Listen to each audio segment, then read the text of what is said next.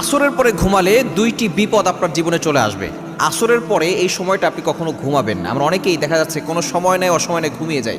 মনে রাখবেন এই মুসনাদে আবি ইয়ালার 4988 নম্বর হাদিসের ভিতরে রয়েছে, নবীজি সাল্লাল্লাহু আলাইহি ওয়াসাল্লাম নিষেধ করে দিয়েছেন, মান নামা বাদাল আসরি, যে ব্যক্তি আসরের নামাজের পরে ঘুমায়, ফাকতুলিসা আকলুহু, তার বিবেক বুদ্ধি নষ্ট হয়ে যায়।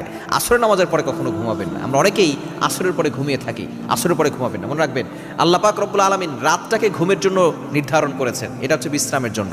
30 নম্বর পারার 1 নম্বর পৃষ্ঠা সূরা নাবার ভিতরে রয়েছে, ওয়াজআলনাল লাইলা লিবাসা ওয়াজআলনান নাহারা মাআশা। আল্লাহ তাআলা দিনটাকে করেছেন কাজের জন্য, রাতটাকে করেছেন বিশ্রামের জন্য। সুতরাং আমরা অনেকেই এখন ইয়াং পিপলরা রাতে আমরা ঘুমাই না, দিনের বেলা ঘুমায় থাকি। খবর এটা করবেন না। আসর নামাজের পরে ঘুমাবেন না। 1 নম্বর হচ্ছে আপনার বিবেক বুদ্ধি নষ্ট হয়ে যাবে, আপনার স্মরণ শক্তি কমে যাবে। অনেক সন্তান আছে আসরের পরে ঘুমিয়ে থাকে, মা বাবা কিছু বলে না। আসরের পরে ঘুমালে